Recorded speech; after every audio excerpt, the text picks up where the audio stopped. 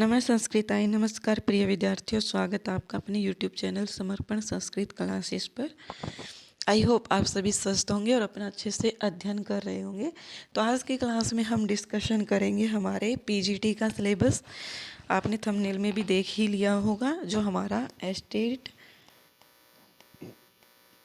Estate PGT Sanskrit का जो हमारा सिलेबस है उसके बारे में डिस्कशन करेंगे। ये भी जानेंगे कि क्या कुछ चेंज हुआ है या नहीं हुआ है।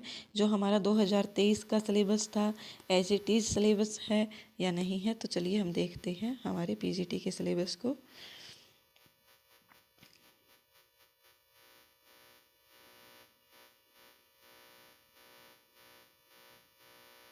ये हमारा रहा level 3। Level 3 means PGT, post graduate teacher. जो हमारा लेवल 3 क्या होता है, जो 9th से लेकर के 12th तक के स्टूडेंट्स को पढ़ाने वाला जो टीचर होता है, उसके लिए यहाँ पर हरियाणा में एस्टेट लेवल 3 एग्ज़ाम लिया जाता है। फिर उसके बाद स्क्रीनिंग होता है, फिर हम यहाँ पर हरियाणा के टीचर बन सकते हैं। तो सबसे पहले हमें हरियाणा के टीचर बनने के लिए पहले हमें लेवल 3, लेवल 2, लेवल 1 इनको क्वालिफाई करना होता है, फिर ही हम एलिजिबल होते हैं। फिर उसके बाद एक एग्ज़ाम और होता है। ये सब डिटेल मैंने पहले की क्लास में आपको बता दी। अगर आपने वो नहीं देखी है तो देख लीजिएगा, डिस्क्रिप्शन में आपको लिंक दे दिया जाएगा। अब आती है हमारा सिलेबस। अब आपके दिमाग में आ रहा होगा कि मैम जो हमारा सिलेबस है 2023 में दिया गया था, जो आपने पहले करवाया में, क्या वही सिलेबस है या चेंज हो गया है? तो आपके लिए गुड न्यूज़ है, बताती हूँ क्या है गुड न्यूज़। सिलेबस चेंज नहीं हुआ है। क्या हुआ, क्या नहीं हुआ? सिलेबस चेंज नहीं हुआ है। एज इट इज़ इन्होंने कलर चेंज करके उठा करके रख दिया है। आपका वही का वही सिलेबस है, वही सिलेबस जो आपने पहले किया है 2023 वाला। तो यहाँ पर आपको ये हो सकता है कि सेम सिलेबस अभी दे दिया गया। पहले हमसे गद्यांश आधारित प्रश्न नहीं पूछे गए थे, तो अभी आपको पीजीटी लेवल में गद्यांश आधारित प्रश्न पूछे जा सकते हैं एनसीईआरटी से।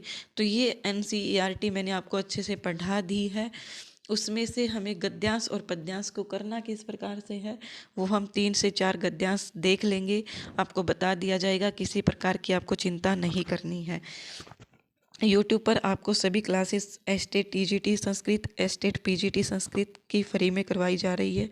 अगर आप चैनल पर नए हैं तो चैनल को सब्सक्राइब कर लीजिएगा और पीछे की सभी क्लासेस देख लीजिएगा। अभी तक हमारा लगभग सिलेबस हो चुका है।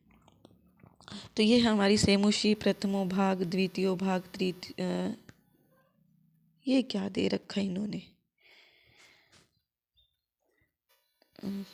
लेवल 3 प्रथमो भाग, शेमुषी द्वितीयो। अच्छा, सॉरी, मैंने ही पढ़ने में गलती कर दी। सेमुषी प्रथमो भाग, शेमुषी द्वितीयो भाग, शाश्वती प्रथमो भाग और शाश्वती द्वितीयो भाग। अगर आप पीजीटी की तैयारी कर रहे हैं तो आपको क्या करना है, 9th से लेकर के 12th तक की पुस्तक पढ़नी है। अगर आप सिर्फ और सिर्फ टीजीटी की कर रहे हैं तो आपको ये पुस्तक नहीं पढ़नी है।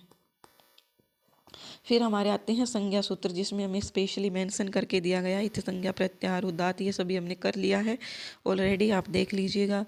फिर है इको यणची, ये संधि है, संधि हमारी रहती है, ये हम कर लेंगे अभी। कल से तो नहीं बोलूँगी मैं, कल से आपके ये टॉपिक नहीं होंगे।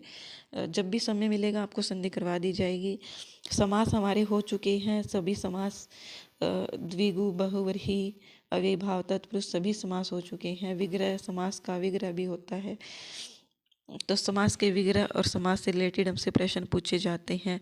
फिर हमसे धातु रूप, शब्द रूप ये दिए गए हैं। ये हमारे टीजीटी में नहीं है, लेकिन टीजीटी में आपको याद करने ही करने पड़ेंगे। टीजीटी में याद क्यों करने हैं, क्योंकि टीजीटी की एनसीईआरटी की पुस्तक में शब्द रूप है, इसलिए आपको वो पढ़ने पड़ेंगे। और पीजीटी के लिए स्पेशल मेंशन किया गया कि ये शब्द रूप आपको देखने हैं, ये धातु रूप आपको पढ़नी है। सेम सिलेबस है, कोई भी चेंज नहीं है। इसी प्रकार से प्रत्यय दिए गए हैं, सेम प्रत्यय दिए गए हैं। इसी प्रकार से छंद दिए गए हैं, अलंकार दिए गए हैं, कारक दिया गया है। फिर हमारा संस्कृत साहित्य का इतिहास, वैदिक साहित्य, लौकिक साहित्य, इसके बारे में थोड़ी सी सामान्य जानकारी। फिर हमें वेद के बारे में सामान्य प्रश्न पूछे जाते हैं। इनको आपको इतनी चिंता नहीं करनी है, बिल्कुल सामान्य प्रश्न पूछे जाएंगे। जैसे ऋग्वेद में कितने मंत्र हैं, ऋग्वेद में मंडल कितने हैं, ऋग्वेद के रचयिता कौन है, इस प्रकार के सामान्य प्रश्न पूछे जाते हैं। स्पेशल मेंशन भी किया गया है।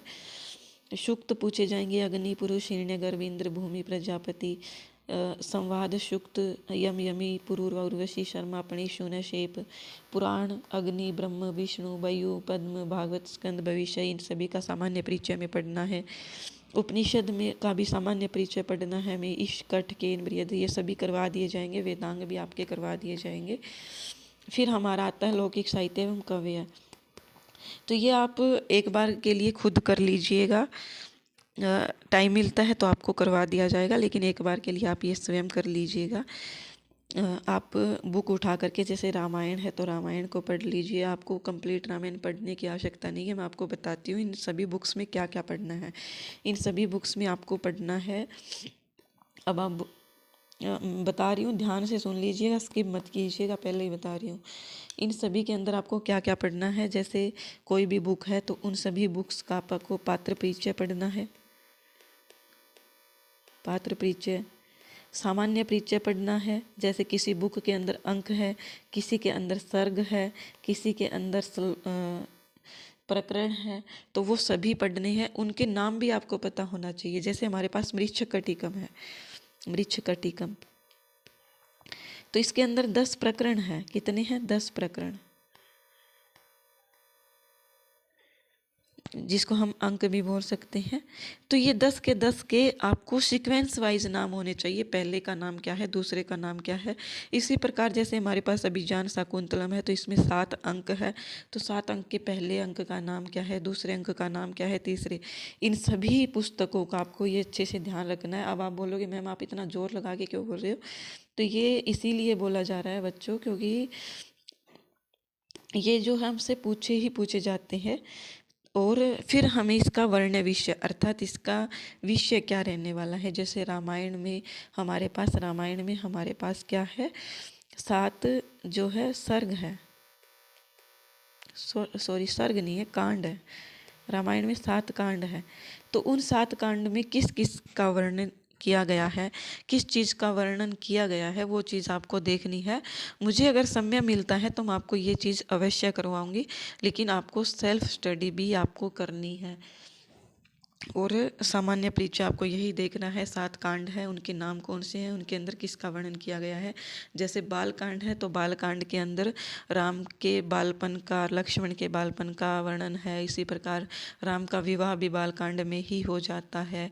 फिर जैसे अयोध्या कांड है तो अयोध्या का आगमन होता है राम का। इस प्रकार से जैसे सुंदर कांड है तो सुंदर कांड में जो राम जी है वो हनुमान जी से मिलते हैं। तो इस प्रकार के कोई इम्पोर्टेंट चीज़ें होती हैं, वो आपको अच्छे से पढ़नी है। इसी प्रकार से सभी पुस्तकों का वर्ण विषय आपको पढ़ना है। हमसे ये पूछा जा सकता है, जैसे अभिज्ञान शाकुंतलम है, अभिज्ञान शाकुंतलम के अंदर शकुंतला की विदाई किस अंक में होती है, या फिर जो अंगूठी गिरती है शकुंतला की तीर्थ में, तो वो कहाँ पर गिरती है, किस अंक में गिरती है। तो इस प्रकार से सभी पुस्तकों का आपको इस प्रकार से सामान्य परिचय पढ़ना है। ज़्यादा आपको डीपली नहीं जाना पड़ेगा। इसके अंदर कुछ एक शुक्तियाँ भी होगी, मुझे समय मिलता है तो मैं आपको अवश्य करवाऊँगी, लेकिन आपको सेल्फ स्टडी अवश्य करनी है। इसी प्रकार से देवर्षि कलानाथ शास्त्री, ये हमने कर लिया है कवि परिचयों में, तो ये आप देख लीजिएगा। आई होप आपको ये समझ में आ गया होगा, और बने रहें हमारे साथ। इसी प्रकार से कल से आपकी क्लास होगी रेगुलर।